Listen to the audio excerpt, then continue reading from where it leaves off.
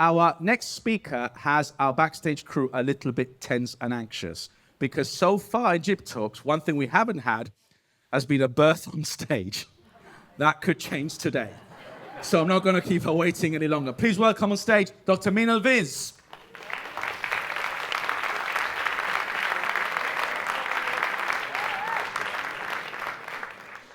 Good morning, everyone. Thank you for joining us today, and thank you, Julian, for that very interesting introduction. It's a great privilege and honor to be back in Gibraltar. I'm so glad to be back here. Gibraltar has shaped me in so many ways, and I'm so proud to be here today to tell you about my story. In fact, I was on this stage about 20 years ago. Back in 1998, I was forced by my mother to do the Mini Miss Gibraltar pageant, which I absolutely hated, and I felt completely terrified to be on stage. So I'm going to take a little bit of revenge today, and I'm going to ask you to give my parents a round of applause, and they sat right back at the stage for that.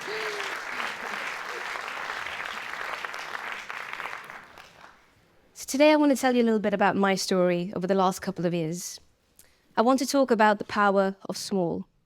How small acts of change can lead to things much bigger than we can ever imagine. Let me take you back to March 2020. My husband and I, we were both A&E doctors at that time.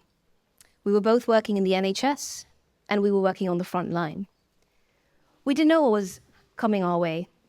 We heard about this coronavirus, but we didn't know how it would affect us. I was 5 months pregnant at that time. I had no idea how the virus would affect me or my unborn child at that time. We were going day in and day out, just carrying on with our work and trying to help the British public. My husband was the first British doctor to speak up at that time. In March 2020, he raised alarm bells and said, "We're actually in a massive danger zone. There's not enough equipment to protect doctors. And if doctors aren't protected, how can we protect the public? How can we protect everybody who's walking in through the doors and leaving their lives in our hands? We need to speak up, and we need to create change. We need more protection. We need more tests to go around." By the way, this is my husband, Nishant, who's working as a GP now in the GHA. And he loves it here. And bless him, he's so kind, he can't say no. So every time he walks down Main Street and a patient asks for an appointment, he doesn't know how to say no. So in the last couple of weeks, he's probably built a list of about 25,000 people waiting to see him. So back to March 2020. This was the reality. This is what we were wearing to see patients. Now remember, at this time, we didn't know who had COVID. There weren't enough tests to go around. We just assumed that we had to protect ourselves. Nurses were wearing bin liners. Doctors were wearing science goggles that were being donated from schools. I remember receiving calls from charities saying, "Would you like to use our masks? We have people sewing masks for you." And I thought, how have we got to this stage? We're in a global pandemic. If doctors aren't protected, how can we protect the public? We were being sent into a war zone with a butter knife. We also had another problem. We were told that we weren't allowed to speak up. Now, my husband had spoken up in March 2020, and he got into a lot of trouble for it. We were told that we had to be quiet, we had to put our head down, we just had to work. The media weren't able to actually show the reality to the public of what was happening behind the walls of the hospital. We were being silenced in the same place where we were saving lives.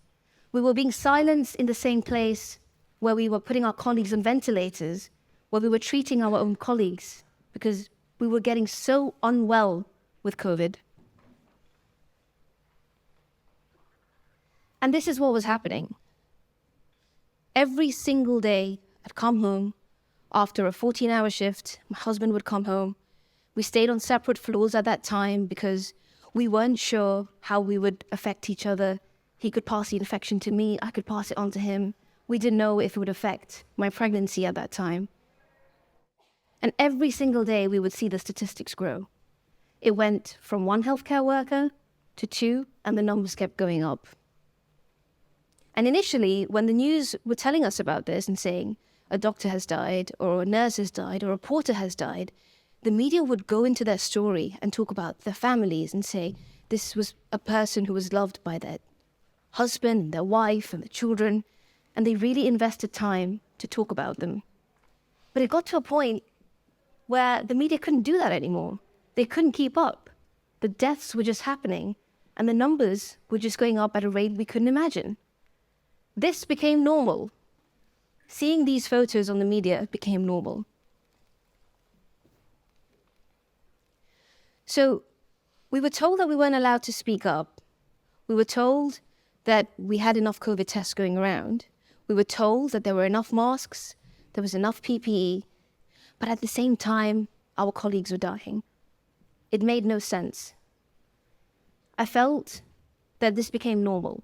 This became completely normalized, to just accept that this was the reality. And it didn't have to be that way.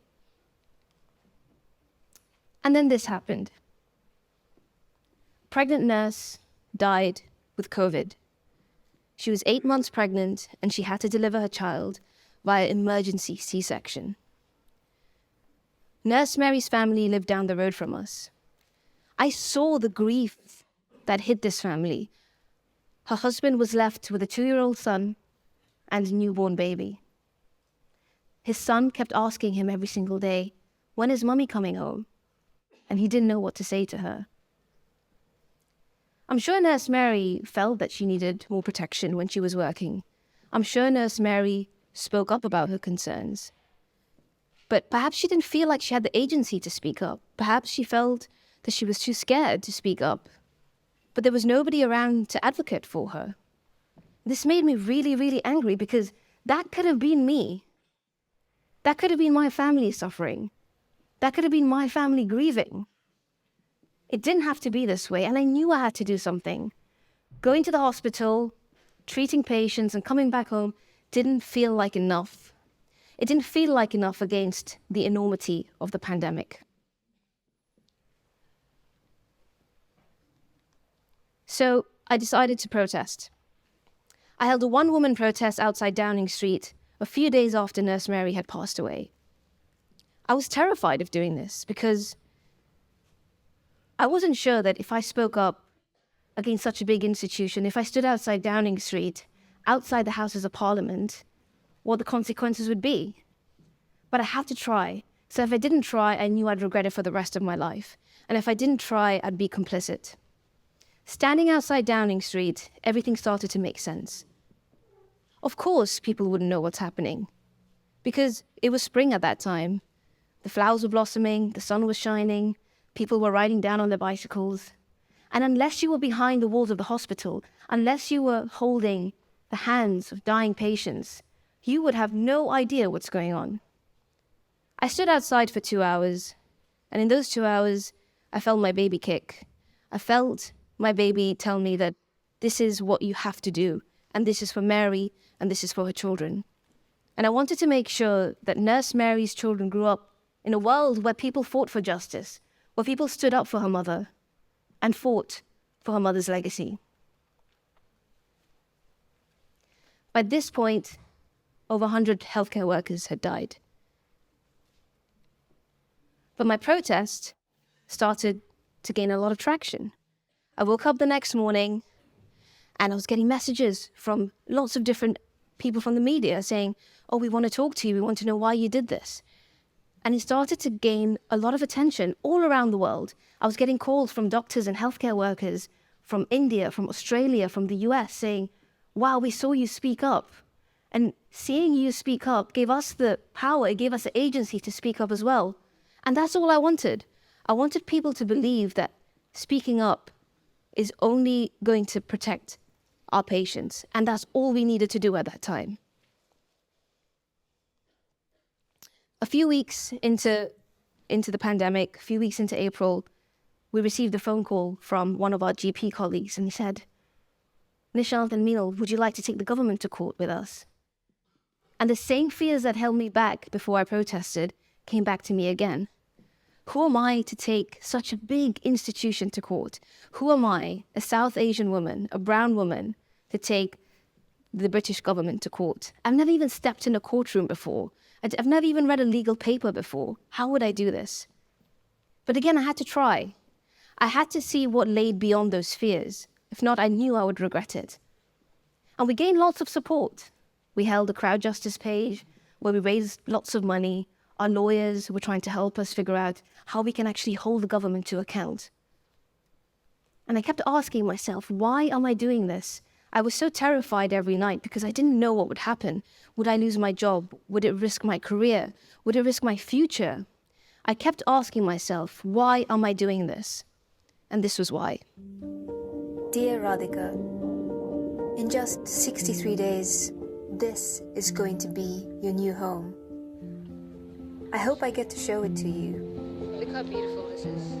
My favorite places and all my favorite people. You see, you're arriving at a very difficult time. The number of people killed worldwide in the coronavirus pandemic has now passed 250,000. People are dying. I can't breathe without this.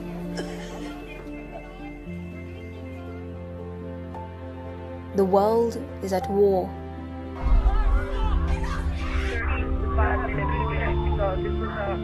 And the people on the front lines aren't soldiers.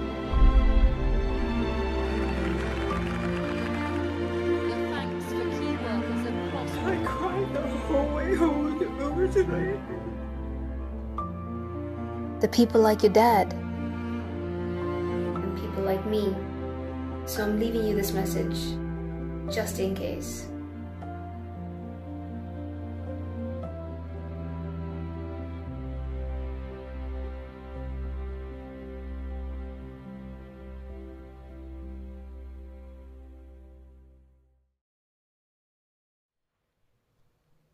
So through this video and through many campaigns over the next few months, we won our case. This landmark case meant that 2 South Asian doctors took the British government to court over PPE. And we won. We never even had to go into the High Court because everything was done behind the High Court because they knew that they had no chance against us. Our win meant that PPE guidelines were in line with the science that the World Health Organization had put out. It meant that those from ethnic minority backgrounds were better protected. And it also meant that pregnant women had better protection and were not sent into high-risk environments during this time. So I hope today, through my story, I can encourage you all, and I can remind you all that it doesn't matter where you're from, it doesn't matter the color of your skin, it doesn't matter your background. You all have the power to make change. It just takes that one small step. The power of small is much bigger than we know. It's much bigger than we can imagine. And I hope each and every one of you can leave the doors today and remember that you're all capable of creating change. Thank you.